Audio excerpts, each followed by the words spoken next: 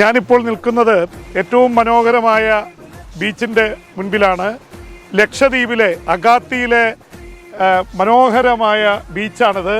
വളരെ blue waters എന്ന് പറയും, ക്രിസ്റ്റൽ ക്ലിയർ ആയിട്ടുള്ള വെള്ളം. ഒരുപക്ഷെ ലോകത്തിലെ ടൂറിസം ഡെസ്റ്റിനേഷനുകളിൽ വളരെ മനോഹരമായ സ്ഥലം. പ്രകൃതിയെ നോവിക്കാതെ ഇവിടുത്തെ തദ്ദേശവാസികളുടെ പിന്തുണയോടെ നിൽക്കുന്ന ലക്ഷദ്വീപിൽ ആണ് ഞാൻ നിൽക്കുന്നത്. ലക്ഷദ്വീപിൽ 36 ദ്വീപുകളുണ്ട്. അതിൽ 10 ദ്വീപുകളിലാണ് ആൾവാസമുള്ളത്. ബാക്കി 26 ദ്വീപുകളിലും ആൾവാസമില്ല. ഏതാണ്ട് 32 സ്ക്വയർ കിലോമീറ്ററാണ് ഇതിൻ്റെ കര.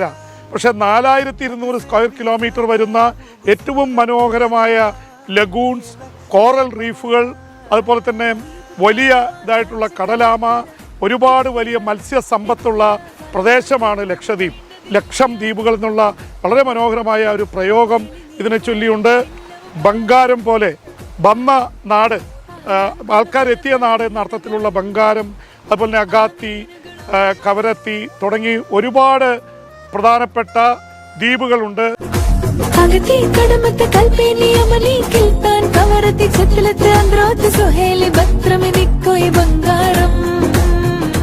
ഒരുപക്ഷെ ഈ അടുത്ത് ലക്ഷദ്വീപ് ഏറെ ശ്രദ്ധയിൽ വന്നത് മാലദ്വീപുമായി ഇന്ത്യക്കുണ്ടായ ഒരു വലിയ രീതിയിലുള്ള സ്ട്രെസ്സും ടെൻഷനും അവരുമായിട്ടുള്ള ബന്ധം ഉലഞ്ഞതാണ് ലക്ഷദ്വീപിനെ കുറിച്ചുള്ള ചർച്ചകൾ വളരെ ശക്തമാവാൻ കാരണമായത്. പ്രത്യേകിച്ച് മാലദ്വീപ്സിൽ ഇന്ത്യയെ അവർ തള്ളി അവിടെ ചൈനയെ അനുകൂലിക്കുന്ന സർക്കാർ അധികാരത്തിൽ വന്നപ്പോൾ സ്വാഭാവികമായിട്ടും ഇന്ത്യയുടെ ശ്രദ്ധ മുഴുവൻ ഏതാണ്ട് മാലദ്വീപ്സിനോട് കിടപിടിക്കുന്ന ലക്ഷദ്വീപിലേക്ക് തിരിഞ്ഞിരിക്കുകയാണ്.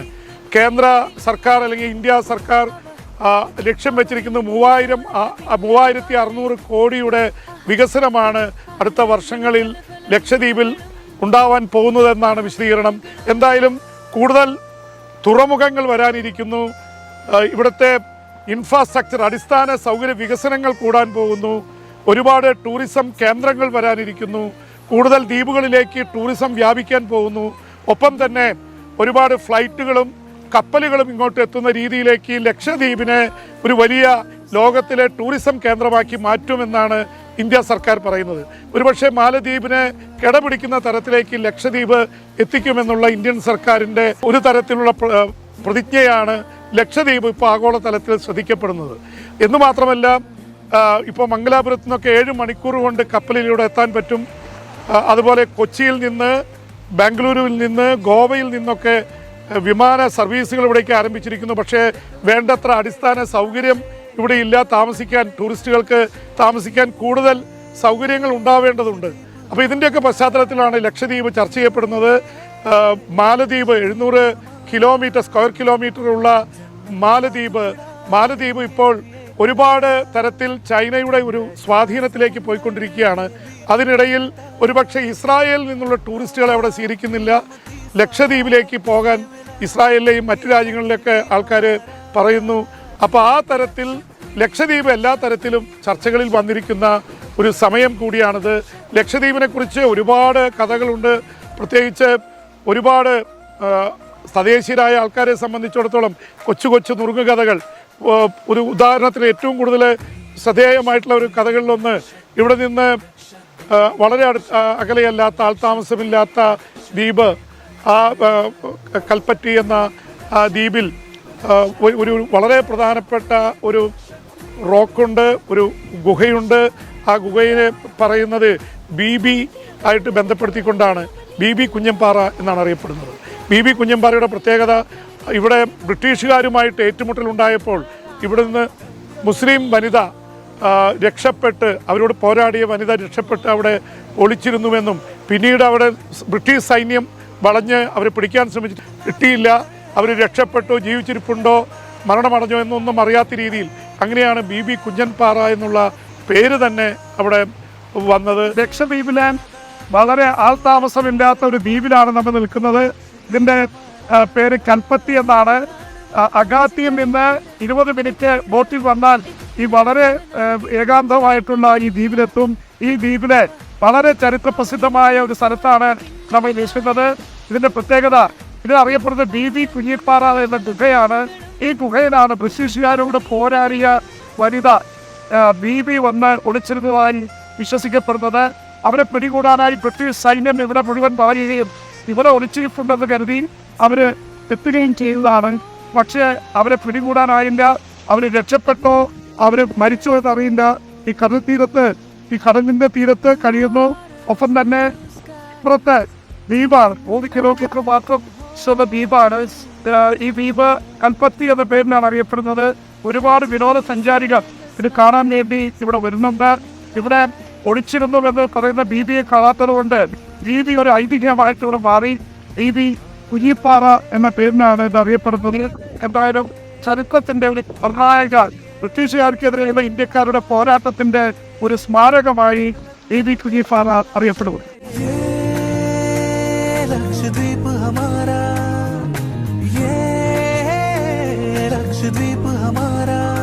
ഇപ്പോൾ താങ്കളെ സംബന്ധിച്ചിടത്തോളം താങ്കള് കേരളത്തിലെ തന്നെ ഒരു മികച്ച ടൂർ ഓപ്പറേറ്ററാണ്. ഒരുപക്ഷെ ലക്ഷദ്വീപ് ഇവിടുത്തെ ഒരു വലിയ ടൂർ ഡെസ്റ്റിനേഷൻ ആയിട്ട് താങ്കൾ കാണുന്നുവെന്നാണ് ഞാൻ മനസ്സിലാക്കുന്നത്.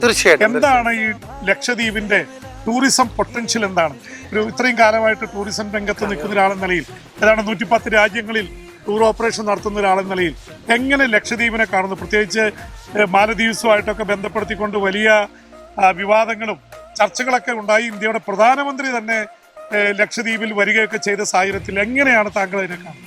ഈ ലക്ഷദ്വീപിനെ ഞാൻ ഏറ്റവും പ്രധാനമായി കാണുന്ന ഏറ്റവും വലിയ പ്രത്യേകത, ഇത് വെർജിൻ ഐലൻഡാണ്. വെർജിൻ ദ്വീപുകളാണ് ഇവിടെയുള്ളത്. കാരണം ഇവിടെ ഈ 200ഓളം സ്ക്വയർ കിലോമീറ്റർ വ്യാപിച്ച് കിടക്കുന്ന ഈ ചെറിയ ഐലൻഡിൽ 36 ഐലൻഡുകളോളുണ്ട്. പക്ഷെ വെറും 10 ഐലൻഡ് മാത്രമേ ജനവാസമുള്ളൂ. ആ 10 ഐലൻഡിലും വളരെ ചുരുങ്ങിയ ആളുകൾ മാത്രം ജീവിക്കുന്ന, ഇതുവരെ ആരും കാണാത്ത ഇന്ത്യയിലെ സൂക്ഷിച്ചു വെച്ചിരിക്കുന്ന വലിയൊരു നിധി തന്നെയാണ് ഈ ലക്ഷദ്വീപ്. അതിനുള്ള വലിയൊരു അവസരമാണ് നമ്മുടെ പ്രധാനമന്ത്രി ഈ കഴിഞ്ഞ ദിവസങ്ങളിൽ വാർത്താ പ്രാധാന്യത്തോടെ ഈ ലക്ഷദ്വീപിൽ എത്തിച്ചേർന്നത്. ഈ ലക്ഷദ്വീപിൻ്റെ ഞാൻ കണ്ട ഏറ്റവും വലിയ പ്രത്യേകത ഇതിൻ്റെ നേരത്തെ സൂചിപ്പിച്ച ഇതിൻ്റെ നിറങ്ങളാണ്. ഓരോ സെക്കൻഡിലും ഓരോ നിറങ്ങൾ മാറി മറിയുന്ന ഒരു വലിയ കാഴ്ച ഇവിടുത്തെ ലക്ഷദ്വീപിൻ്റെ ബീച്ചിൽ നമുക്ക് ബീച്ചിൻ്റെ വെള്ളത്തിൻ്റെ കളറിൽ നമുക്ക് കാണാൻ സാധിക്കുമെന്നാണ്. പിന്നെ വലിയ ഒരു കോറൽ റീഫ്, ലോകത്തുള്ള ഏത് കോറൽ റീഫിനെയും കിടപിടിക്കുന്ന വലിയ ഒരു കോറൽസിൻ്റെ വലിയൊരു സങ്കേതം കൂടിയാണ് നമ്മുടെ ഈ ലക്ഷദ്വീപ്.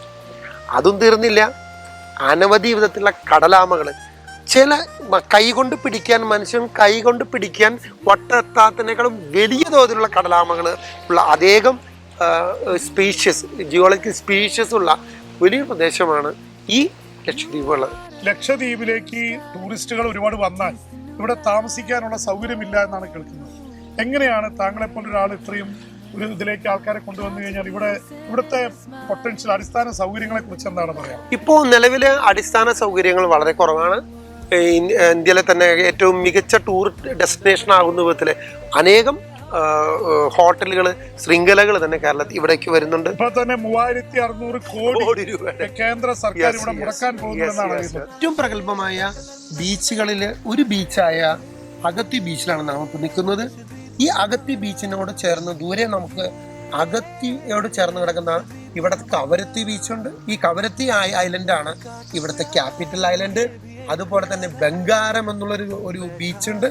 ഈ ബീച്ചുകളെ തമ്മിൽ ബന്ധിപ്പിക്കുന്ന വലിയ ഒരു ടൂർ പദ്ധതിയാണ് ഞങ്ങൾ വിഭാവനം. അതുപോലെ തന്നെ ആന്ത്രോത്ത് എന്ന സ്ഥലത്ത് 10,000-ഓളം ആൾക്കാർ താമസിക്കുന്നുണ്ട്. ഇപ്പൊ നമ്മൾ നിൽക്കുന്ന അഗാത്തിയിൽ 7,000 പേരാണ്. ഒരുപക്ഷെ ഏറ്റവും കൂടുതൽ ആൾക്കാർ താമസിക്കുന്നത് ആന്ത്രോത്തിലാണ്. അപ്പൊ ആന്ത്രോത്ത് ദ്വീപിലും ഇതുപോലെയുള്ള സൗകര്യങ്ങൾ വരുന്നുണ്ട്. അതിൽ ഏറ്റവും ഐക്കൺ അട്രാക്ഷൻ ആയിട്ടുള്ള ഈ അഗത്തിയെയും കവരത്തെയും അതുപോലെ തന്നെ ബംഗാരത്തിനെയും ബന്ധിപ്പിക്കുന്ന ഒരു ടൂർ പദ്ധതിയാണ് ഞങ്ങൾ വിഭാവനം ചെയ്യുന്നത്.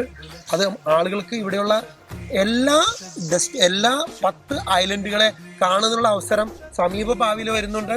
പക്ഷെ ഇപ്പോൾ നിലവിൽ ഈ 3 ഐലൻഡുകളെയും ബന്ധിപ്പിക്കുന്ന യാത്ര പദ്ധതികളാണ് നമ്മൾ പ്ലാൻ ചെയ്തിരിക്കുന്നത്.